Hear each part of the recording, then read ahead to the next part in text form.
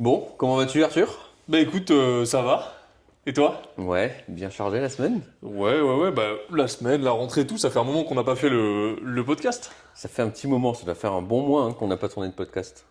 Le dernier, c'était, je sais plus, mi-janvier. Ou peut-être même en décembre. Ouais, Non, non, ça t'a raison, c'était je mi-janvier. sais plus. C'était en décembre pour la rentrée. Ouais, un truc comme C'était il y a ça. 2 mois qu'on a tourné. Ouais, j'ai vraiment l'impression que c'était il y a très très longtemps, ouais.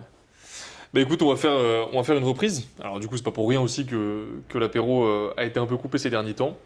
Ce que je te propose, comme d'habitude, un point actualité. Ok. Je pense qu'on a pas mal de trucs à voir en plus. Beaucoup de questions qui tournent dans le chat sur le plan loi finance, certains points qui sont passés, d'autres qui sont encore en discussion, etc. etc. Hmm. Après, ben, on va discuter un petit peu du pourquoi de l'arrêt de ces podcasts et ce qui se passe en ce moment. Et après, le nouveau jeu, je t'ai fait un petit tu préfères. Ok, Ça va être bien ça. ça faisait longtemps, super. Ok, alors pour actualité, bon, je pense qu'on peut commencer par le PLF, ce qui est passé, ce qui va passer. Tu nous fais un point? Hmm. Alors ça change tous les 4 matins, c'est encore, il y a encore pas mal de variations. Finalement, ce qui passe, c'est les réformes concernant la résidence principale. Toi, t'es directement concerné Ouais, par ça. Finalement, ouais, c'est plus léger que prévu. c'est très léger. Et je sais même pas si tout est passé, c'est super flou ce truc-là. Mais la RP, en fait, au final, il y a Mm. tellement de cas particuliers qu'en fait, bon, bah, ça a pas vraiment bougé. Je pense que c'était plus politique Ouais, c'est qu'autre ça. chose. En fait, ils voulaient qu'on attende 5 ans avant de pouvoir revendre une résidence principale sans payer d'impôts. Il y avait un axe comme ça, ou bien d'assujettir directement la plus-value de la résidence principale au même titre que la résidence secondaire, donc l'imposer à 36,2%. Ouais. Finalement, ça passe pas, ou dans de très rares cas, mais en gros 98% d'entre vous, vous ne serez pas soumis à ces problématiques-là, En quoi. fait, dès la revente, on payera pas d'impôts, même si c'est moins de 5 ans, quoi. C'est ça. Globalement, si tu déménages, si tu maries, si tu te maries, si tu divorces, tu as des enfants, si, enfin, il y a une liste qui est très longue, quoi. C'est Ça, ça. ok. Il y a quoi d'autre qui a été Ben, validé ou invalidé? sur les points principaux qui ont été validés, ça va être tout ce qui va être baisse des abattements sur location courte durée. Ouais. Donc tout ce qui, enfin je résume en très gros, mais tout ce qui va concerner meublé tourisme, donc LCD, ça devient très compliqué. On est passé de 50 à 30 et de 70 à 50 suivant le régime là. Ouais, bon, ça, on en parle déjà depuis des mois, hein. Ouais, donc bon, c'est surtout la courte durée qui a été mise à mal. Et surtout, énorme changement par contre, c'est beaucoup plus de pouvoir qui est donné au niveau des mairies, sur toutes les mairies de France. Pas juste les mairies des communes qui sont un peu sous tension, etc. Hmm. Ça veut dire que même une mairie d'une commune euh, voilà, qui n'a pas de problème avec la location courte durée, qui n'a pas spécialement envie de le mettre à mal, a maintenant plus de pouvoir et peut imposer du jour au lendemain, par exemple, des quotas. Ouais. Ils peuvent dire, voilà, on a 200 meublés de tourisme, on n'en veut plus que 100. Pourquoi T'as pas forcément la raison, mais voilà, on veut pas de meublés de tourisme, on veut plutôt que les gens puissent se loger au sein du centre-ville. Et là, bah, du coup, si ton dossier n'est pas déposé dans les premiers, tu peux te faire surprendre. Donc si vous faites de la LCD, je regarde même pas la caméra. Si vous faites de la LCD, déposer un dossier, c'est important. Ouais. Pour pas vous faire avoir. Ça, et puis LMNP. Seul truc qui est passé, c'est la fameuse non-double déductibilité des amortissements. Martin, c'est parti, tu as 30 secondes pour nous résumer ça, parce qu'on me pose la question toutes les semaines. Ok, on va répondre une bonne fois pour toutes à tous ceux qui nous posent la question. Donc, qu'est-ce qui est passé exactement sur le statut LMNP? Que ce soit au microbique ou au réel, le fonctionnement sera identique. C'est la seule chose qui varie. Si on a déduit des travaux pendant l'exercice fiscal, c'est-à-dire qu'on touche nos loyers, on a fait des travaux la première année, on ne va pas déduire 50 000 euros de travaux sur la première année si on n'a que 20 000 euros de loyer qui rentrent, peut-être qu'on va amortir que 5 000 euros de travaux chaque année pendant 10 ans. Et donc la partie des travaux qui a été amortie pendant les années d'acquisition, de détention du bien, et ben cette valeur de travaux qui a été amortie, avant, on pouvait la réintégrer à nouveau dans le calcul de la plus-value. C'est-à-dire que je revends mon bien 200 000, le projet m'a coûté 100 000 plus 50 000 euros de travaux. Je résume, hein, il y a des subtilités fiscales, il faut enlever la valeur du terrain, etc. On ne rentre pas trop dans le détail, mais bon, je revends mon bien 200 000, il m'a coûté 100 000 plus 50 000 euros de travaux, donc 150 000. Et ben, jusqu'à aujourd'hui, on pouvait faire en gros delta entre les 200 000 et 150 000 euros, et c'est cette valeur qui était imposée. Aujourd'hui, c'est plus le cas. C'est-à-dire que si on a amorti 30 000 euros sur les travaux, ce sera plus 200 000 et 150 000, ce sera 200 000 et 150 moins 30 000 euros amortis. Donc ça vient creuser l'écart de la plus-value, donc ça vient creuser la part imposable finalement sur la plus-value. C'est ça. Et Tout en fait, simplement. l'amalgame que les gens font en ce moment, c'est qu'ils me disent ah oui, mais du coup, le LMNP, c'est absolument plus intéressant, c'est plus un statut fiscal avantageux, il faut que je permute. En fait, au final, on est en train de se rapprocher d'un système de fonctionnement d'une société, Ouais. mais si tu devais donner malgré tout les avantages du LMNP après ce nouveau changement fiscal, est-ce qu'il y a des avantages encore aujourd'hui? Est-ce qu'il y a de l'intérêt? Pourquoi? Pour qui? Comment ça se passe? Bah, en fait, j'ai envie de dire, tous les avantages du LMNP sont conservés quasiment, les plus importants, parce que certes, il y a cette petite différence-là, mais aujourd'hui, jusqu'à aujourd'hui, c'était aberrant qu'on puisse passer 2 fois les travaux. Ça n'a pas de sens. En SCI, c'est pas le cas, en SARL, c'est pas le cas, en SAS, c'est pas le cas. Donc là, c'était le seul cas de figure où c'était le cas. Donc ça revient finalement à la normale, je dirais. Et tout le reste des avantages du LMNP, notamment en régime réel, reste inchangé. Ça reste intéressant de faire des travaux. On peut toujours amortir la valeur du bien. On peut toujours amortir les travaux et les reporter d'année en année. On n'est imposé que sur les bénéfices comptables, donc amortissement du bien déduit, amortissement travaux déduits. Donc n'importe quel pimpin qui investit dans un appart à 100, 150 000, qui fait ne serait-ce que 30 000 euros de travaux, il ne paye pas d'impôt sur les 6-7 premières années en LMNP. Finalement, ça reste hyper intéressant. En sachant que la moyenne en France de détention d'un bien, c'est 7 ans. En moyenne, la durée de détention d'un bien chez les investisseurs qui vont chercher de la rentabilité, c'est plutôt 4-5 ans. On n'a rien à craindre, on peut continuer, quoi. C'est clair. Ça, et puis le fait qu'on peut le faire seul. Société, il faut être 2. Ouais. Ça coûte de l'argent de monter une société. Le LMNP, ça reste un statut fiscal qui est simple, accessible. Et le cash flow est dans la poche. Et le cash flow est Contrairement dans à la poche. l'investissement en SCI où on doit repasser par une holding ou se verser des dividendes qui sont imposés, là, le cash flow, il est net dans la poche. C'est ça. Donc au final, bon, voilà, c'est beaucoup de bruit pour pas grand-chose. Ça fait quand même mal. Tu payes un peu plus d'impôts, mais c'est pas la fin du LMNP, c'est pas dramatique, quoi. C'est ça. Donc, la vraie question, c'est est-ce que la fiscalité est une bonne excuse pour pas investir en 2025? Non, bon, ça toujours pas. Et justement, bah, Toujours pas. tu me fais une passe D là, parce que du coup, ça rebondit avec la suite de ce que j'allais te dire. Ok. Le marché de l'immobilier 2025, jusqu'à maintenant, bah, c'est bien, on n'a pas fait de podcast depuis. Donc sur les 2 premiers mois de l'année, j'ai un rapide résumé un petit peu de ce que ça donne. Je te le donne en mille, tu me dis ce que tu en penses. Alors, hausse des prix des appartements anciens.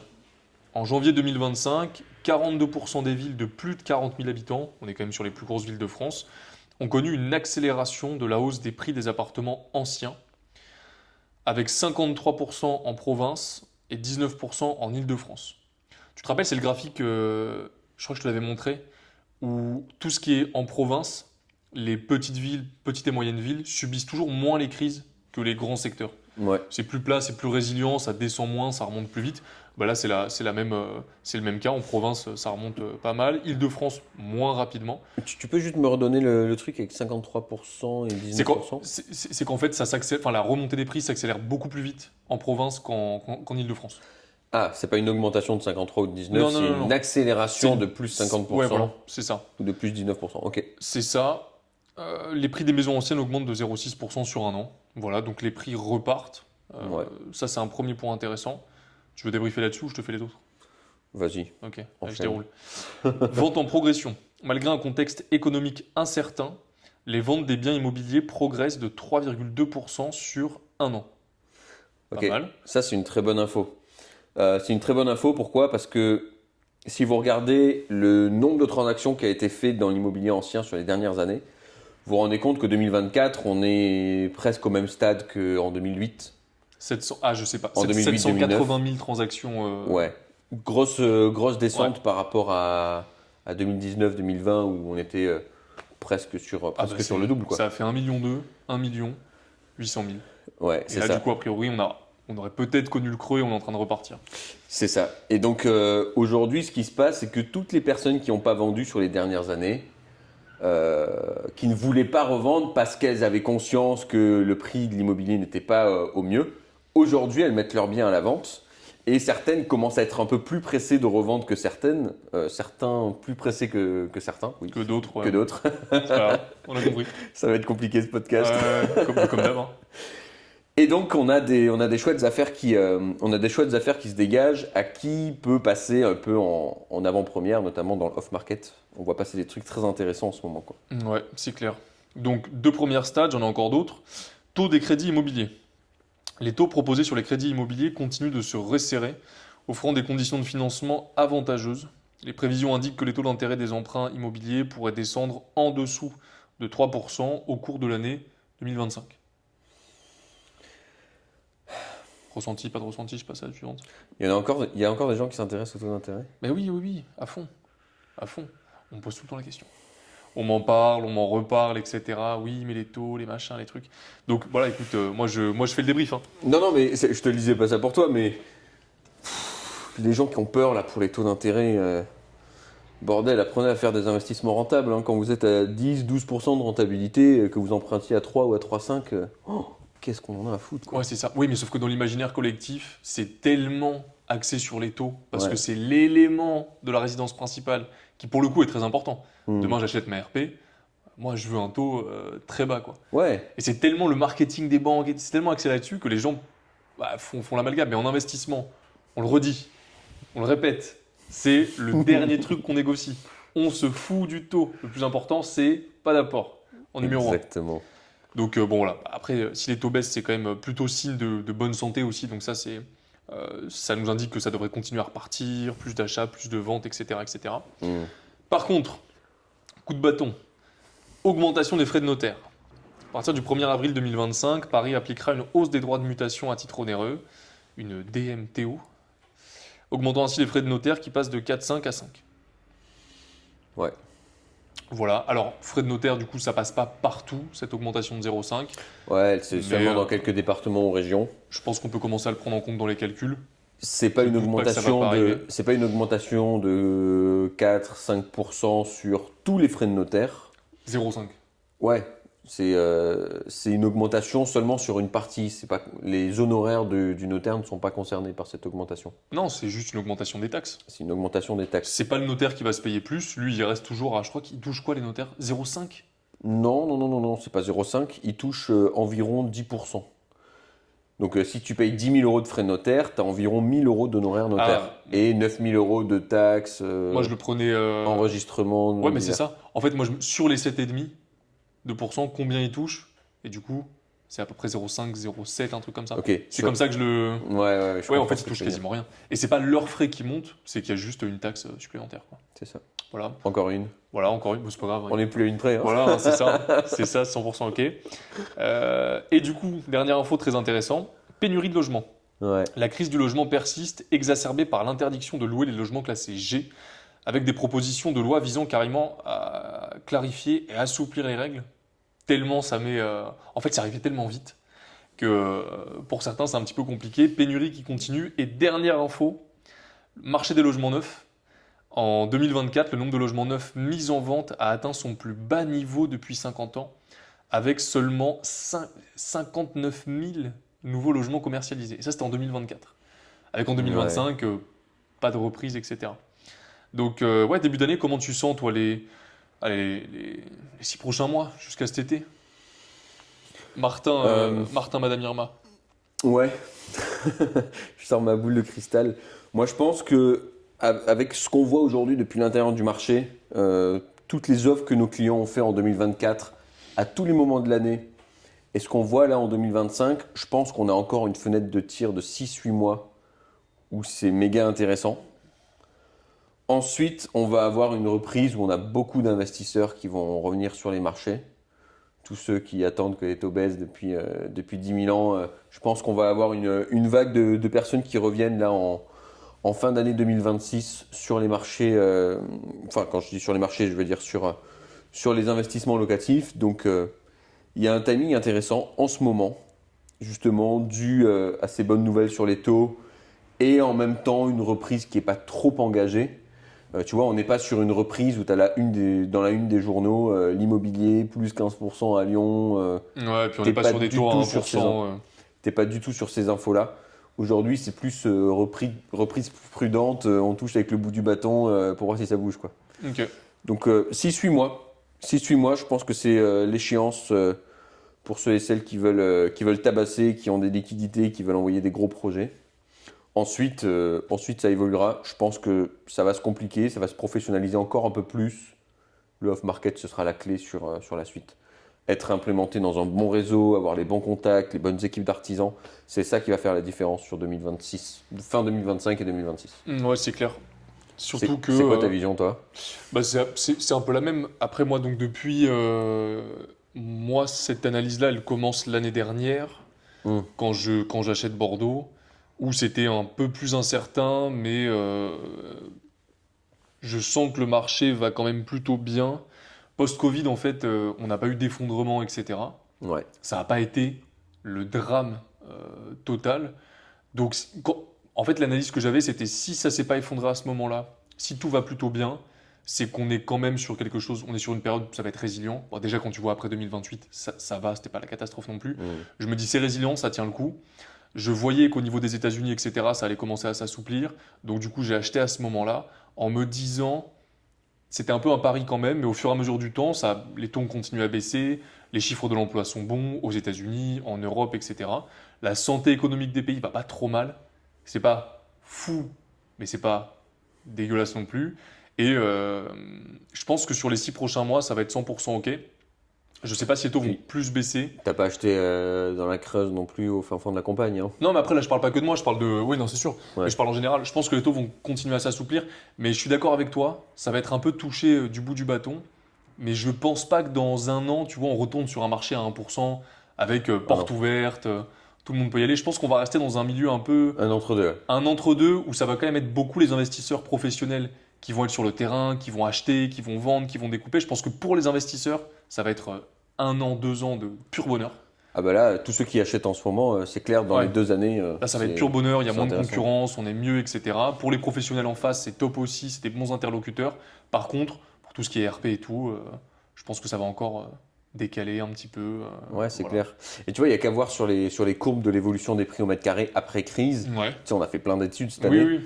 Et regardez dans votre ville ou là où vous investissez, en 2008, la courbe de l'immobilier, ce qu'elle a fait.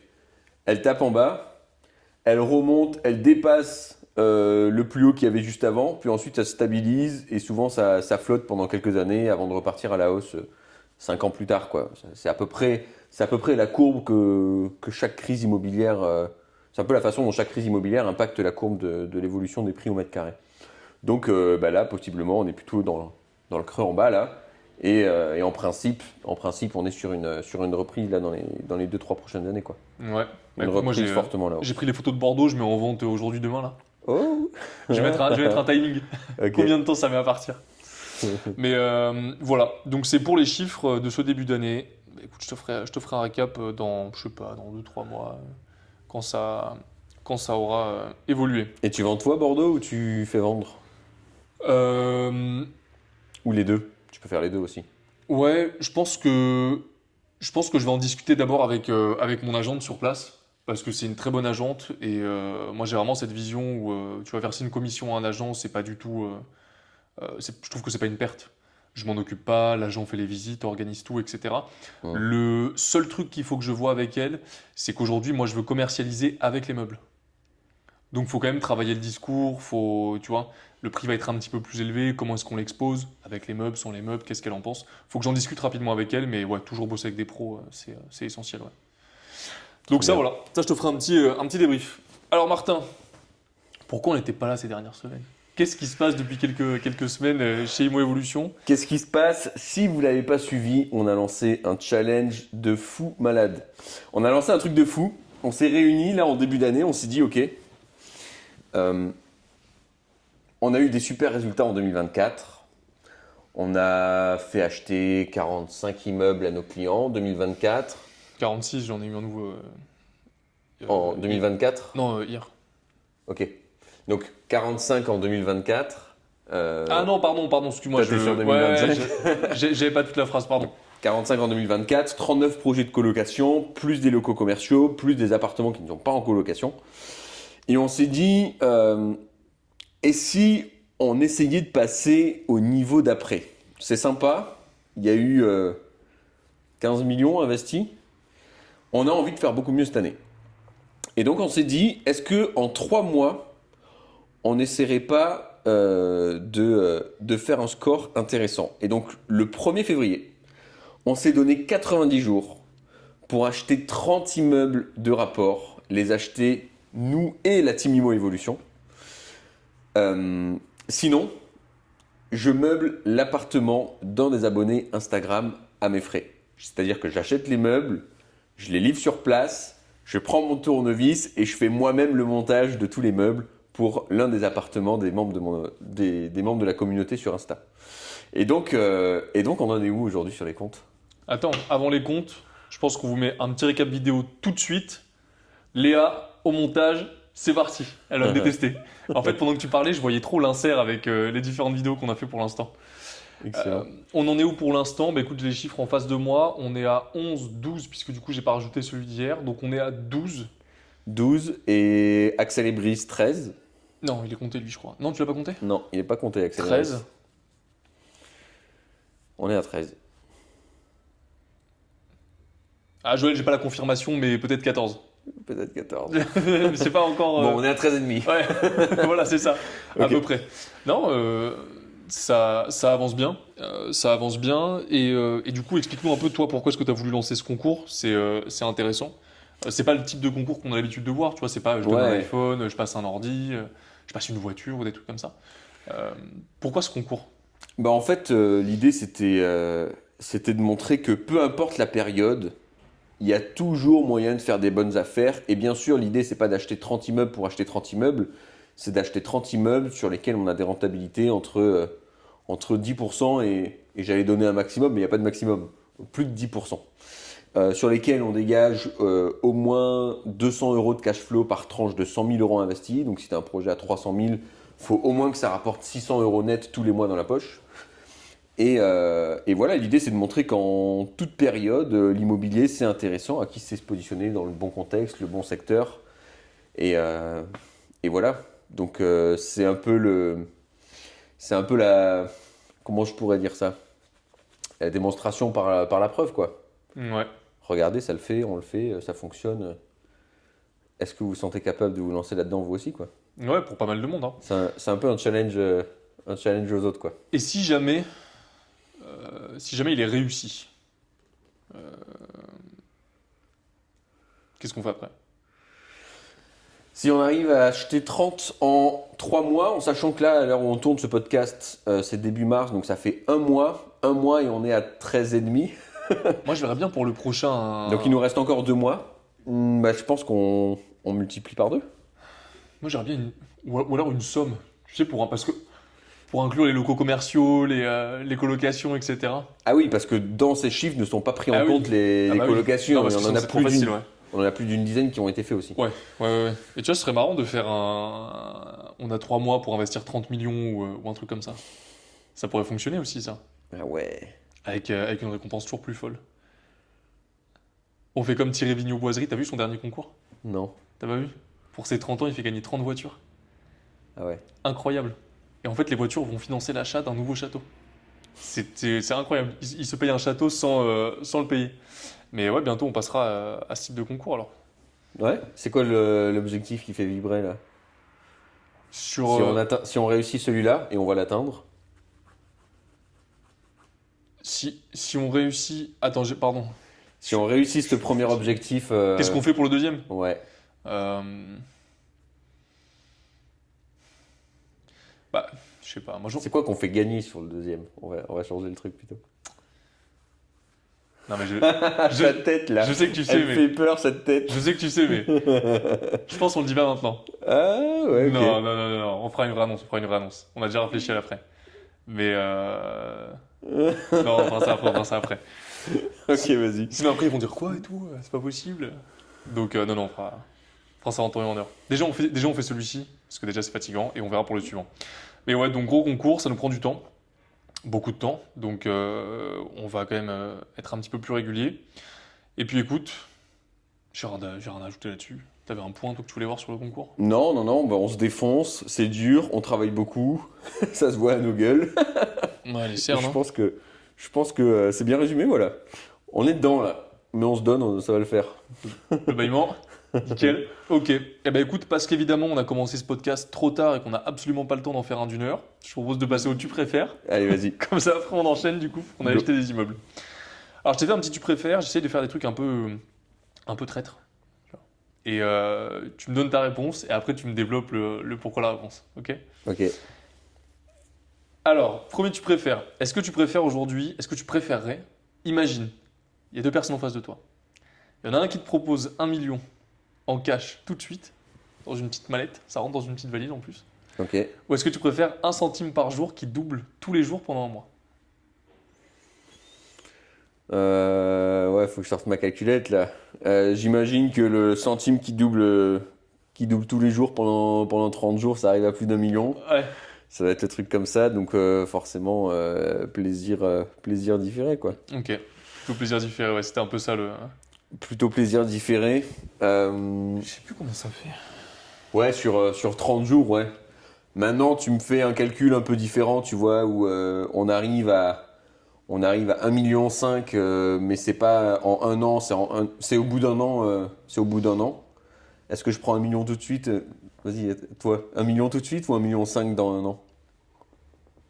1 million tout de suite ou 1,5 million dans un an. C'est 1,5 plus... million. Non, si, il est facile le calcul. 1,5 million dans un an. Parce que sinon, ça veut dire que je suis censé faire 50% de performance sur à peine un an. 50%, c'est quand même. C'est chaud, quoi. Enfin, ça se fait, mais il faut que je prenne du risque, etc. Il faudrait que la somme, elle soit plus éloignée, soit, tu vois, plus conséquente. Non, moi, je Ok. prends 1,5 million dans un an, je m'en fous. Même chose, sauf que t'as aucune thune de côté, Ouais, que t'as pas de travail. ouais. Aucune rentrée d'argent, Je- t'as pas de thune de Je côté. fais la manche, je m'en bats les couilles. Moi, j'en ai rien à foutre. Ah ouais, extrême. Pour Ok. 500K en plus, mais mec, moi j'ai déjà fait un mois à 13 euros quand j'investis en immobilier, hein. Moi je l'ai vécu ça, hein. Je m'en fous. Ok. Y a pas de souci. Je Ok. vais pêcher, tu vois. Moi, je crois que je prends le million. Ah ouais? Ouais. Bon, après, il faut faire 50%, je sais pas. Ah, une année complète de frustration pour 500 000 balles. Parce que tu t'attires d'autres problèmes, hein. Non, mais c'est toi qui décides que ce soit une année de frustration. Tu m'as pas dit que je pouvais pas faire d'argent, que je pouvais pas faire autre chose. Ouais. Je peux lancer d'autres trucs et tout, je peux. Je sais pas, je fais un Man versus Wild, quoi. Je me mets en slip dans la forêt de Chiberta, Je vais chercher de l'or. je dors dans les arbres et tout. Non, franchement, ça passe, hein. Ok. Non, non, moi, je diffère ça. Par contre, si tu me dis 1 million tout de suite, ou. J'ai mon cerveau qui tourne au ralenti. Si tu me. Attends, ce serait quoi la contrepartie de ça? Tu me dis. Ouais, 1 million tout de suite ou 1,2 million dans. Ouais, tu mets une performance plus faible en face, je prends pas. Non, je reste sur 1,5 million, c'est très bien. Valeur d'une année pour Arthur, 500 000. Notez-le. Bah, c'est mieux que rien, hein. C'est mieux Oui, que c'est zéro, pas hein. mal. Tu préfères vendre ta boîte 5 millions tout de suite, par contre, tu peux plus jamais entreprendre. Genre, t'as pas le droit de relancer des business. Ok. Tu peux bosser, tu peux pas relancer de business. C'est pas possible. Ou continuer d'entreprendre, mais tu reprends toi à zéro. Plus de thunes, plus de capital, tu gardes les connaissances, les compétences, mais tu recommences toi à zéro. Donc revendre 5 millions et plus pouvoir entreprendre, Ouais, ou repartir de zéro avec les connaissances. ouais. Oh, 2000% repartir de zéro avec les connaissances. Putain, j'aimerais trop qu'on puisse vraiment pouvoir les faire, ces trucs. C'est un vrai tu préfères, une simulation un peu comme Matrix. Un vrai, ou comme dans Eric et Morty, tu mets un casque. Tu as ces Et deux tu choix, revis. tu Ouais. signes maintenant, Ah, c'est Arthur. ça. Ok, bon, je savais que t'allais dire ça de toute façon. Il était trop facile celui-ci. Ouais. Bref, revendre 5 millions, mais pour faire quoi? Moi, ça n'a pas de sens. Pour moi, je suis un entrepreneur, je kiffe ce que je fais, je m'épanouis. Je m'épanouis dans l'accomplissement, tu vois, dans le fait de développer des trucs, des projets. Avec 5 millions, je serais malheureux si je peux pas entreprendre. Ok. Même s'il faut que je fabrique des chaises, des meubles en bois avec mon rabot et mon ciseau à bois dans mon garage en tant que menuisier, ça reste de l'entrepreneuriat. Il faut que je puisse le faire avec ou sans argent, quoi. Non, parce que je peux le faire et pas le vendre. Tu pourrais prendre 5 millions, tu te dis je prends 5 millions, je sais pas, tu places tout à 8% par an, ça te fait 300 000 balles par an, net d'impôts, tout. Hmm. Ça te fait quand même 25 000 balles par mois. Bon, tu peux acheter, louer n'importe quoi avec 25 000 balles par mois, c'est plutôt ok. Ok. Et après, écoute, tu peux te faire kiffer, tu peux faire des meubles en bois de détente, tu peux t'accomplir au travers de d'autres trucs, tu vois. Repose-moi la question dans 20 ans. Ok. Ou dans 15 ans. Bah ouais, mais du coup, c'est tout, oui, mais non. Dans 15 ans, il y a moyen que je choisisse la première Ouais, option. évidemment, parce que du coup, c'est pas le même. Non, moi, ce qui m'intéresse, c'est le timing de maintenant. Ok, toi, tu continues alors. Ouais. Donc ça veut dire que là, attends. Ça veut dire que là, il y a vraiment un mec qui rentre. Là, maintenant, tout de suite. À la MrBeast. Ouais. Tu sais, avec des mallettes. Il y a 5 millions. Tu te dis là, tout de suite, maintenant, tu peux les prendre. Vraiment, il n'y a aucune hésitation, tu dis non, c'est bon, je les prends pas. Ouais. Ok. Et c'est là que. Non, je rigole. C'est Ouais. là qu'il y a un mec qui rentre. Si j'ai plus le droit d'entreprendre, ouais. Ok. Ouais, je pense. Entreprendre, ça participe à me rendre heureux au quotidien, donc ouais, je suis certain. Ok. Tu préfères lancer une nouvelle boîte? Et j'ai l'ambition de faire bien plus que 5 millions, donc Ouais, non, mais bien sûr. Non, mais c'était le côté timing qui était intéressant. Tu préfères lancer une nouvelle boîte ou acheter une nouvelle boîte? Toi qui en as déjà lancé deux, tu vois, si demain tu devais, est-ce que tu préfères repartir de zéro sur un truc ou acheter un truc déjà construit et le scaler? Ah, c'est une bonne question, ça. J'ai pas encore fait de la réorganisation d'entreprise, du rachat d'entreprise, effectivement. C'est un truc qui m'intéresse. Maintenant, la plupart des business sur lesquels c'est intéressant de le faire sont des business en ligne sur lesquels moi je ne connais pas grand-chose. Les business physiques aujourd'hui, moi je mise un peu moins là-dessus, tu vois. Je dirais plus. Je sais pas répondre à ta question. Pas facile, hein? Ouais. Plutôt racheter, plutôt recréer.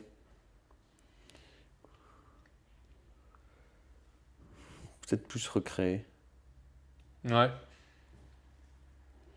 Aujourd'hui, peut-être plus recréer, ouais. ok. Ouais. Intéressant. Non, je te dis ça parce que j'ai écouté un podcast, c'était super intéressant. Ils parlaient à un moment donné, ils expliquaient que tu avais des Américains qui s'étaient rendus. Moi, je trouvais ça fou. Des Américains qui s'étaient rendus compte d'un truc. Ils s'étaient rendus compte qu'en Europe, on était nuls en sales. Tu sais, les Américains, c'est des vendeurs nés. Et qu'en Europe, bon, pas top. Surtout dans la partie pays de l'Est. Je sais pas, peut-être à cause du communisme, enfin bref, peu importe. J'ai pas d'analyse politique. Mais ils s'étaient rendus compte que les mecs étaient vraiment mais nuls à chier. Ils se sont dit, bah ok, ils rachetaient des boîtes, ils mettaient des équipes de sales de fou en place. Donc en fait, ils achetaient la boîte 1M, Mm. 2M, ils la scalaient ils faisaient des x10, tu vois, le truc, ils les faisaient monter à 25, 30, 40, etc. Qu'après, ensuite, tu revends avec un multiple en fonction du business, x2, x3, x10. Ouais. Et donc les mecs, en l'espace de 1 an, ils étaient capables d'embaucher des dizaines de millions comme ça. Avec une méthode même pas de scaling, parce qu'on n'était pas dans tu scales pas enfin, les problématiques de scaling, du coup, tu les délègues un peu à la personne d'après. Juste vraiment équipe de sales. J'ai trouvé ça fascinant comme idée. Je me suis dit, putain, C'est intéressant. ils sont pas cons les mecs quand même. Mm. Ouais. Donc toi, plutôt Ouais, recréer ouais. quand même. Ouais, je pense, ouais. Après, non. Enfin, c'est un mix entre deux. J'aime recréer, j'aime bien aussi conseiller. Tu vois, aujourd'hui, je pense que c'est un mix entre deux trucs. C'est d'une part créer des nouveaux business parce que j'aime lancer des trucs. J'aime que l'idée sorte de ma tête et que je la crée. Et en même temps, tu vois, c'est aussi dans l'esprit où. Comment je pourrais te dire ça? J'aime aussi, par exemple, comme je fais avec ma compagne, Lita, où elle a une activité où elle vend des meubles. Euh, genre, tu sais, je la conseille. Après, peut-être qu'il y aura des associations, des trucs comme ça, mais j'aime aussi, tu sais, cette aide au développement du truc. Ok. Ouais, mais J'aime- ça pourrait être pareil sur un business qui est déjà existant, tu vois. Tu C'est pourrais vrai. arriver et dire, bah écoutez, là on va plutôt scaler comme ça, comme ça, comme ça, on va mettre ça en place, je sais ce qui peut marcher pour le business. Tu Mm. prends un truc un peu soit en train de mourir, soit un truc qui a du mal à passer un plafond de verre et tu Ouais. le fais péter quoi. Parce que tu avais pensé à un moment au cabinet comptable, à ouvrir des branches, des choses comme ça. D'ailleurs, on m'a reposé la question sur la juriste. Ouais. Ouais, je sais que tu y réfléchissais, mais ok, peut-être recréer. Ouais, Bon, je te repose la question. aussi. j'irai. En fait, toutes mes questions, elles servent à rien. Je te repose tout plus tard. C'est moi, je me fais chier à préparer ça, ça sert à rien. Prochain podcast. Prochain podcast, je prépare rien de toute façon. Ça sert à que dalle. Ok, très bien. Eh ben écoute, il est 45. Ouais, Ça va signer la fin de ce podcast. exactement. N'oubliez pas. Tu fais le message de fin Que vous êtes les meilleurs. Boum. Boum. N'oubliez pas qu'on se déplace en apéro IMO toutes les semaines dans les plus grandes villes. Donc, si vous êtes un habitant de la France métropolitaine, il y a d'énormes chances qu'on passe à côté de chez vous pour vous rencontrer. Les prochaines dates, Qu'est-ce je qu'on- pense Ah oui, Rennes, ce tu les sera as. trop tard quand le podcast sortira. Ouais. On a Bayonne le 17 mars, Toulouse le 18 mars, on a Bordeaux le 25 mars, Lyon le 31 mars. Et je n'ai pas les dates pour la suite. Je vous invite directement à aller sur notre site internet. Waouh! Waouh. Waouh! Vous allez sur l'onglet Apéro Imo, vous donnez le nom de votre ville et puis on vous recontactera pour vous expliquer quand se déroule le prochain événement qu'on fait dans votre ville. S'il reste de la place. Il reste de la place. Soumis à place, hein, toujours. Eh ben superbe. Merci beaucoup. À la semaine prochaine. Investissez bien, développez bien votre patrimoine et. Et nous, il nous reste. Ah non, club de fin, je sais pas. Je tente des trucs. On a chié à la fin. J'ai trop du mal à finir Et ce nous, il nous podcast. reste Ah, putain, 16, mais- 16 immeubles Ouais. et demi à acheter. 16 immeubles. 16 immeubles. C'est ça. Putain, il est Allez, bancal. fin. Allez.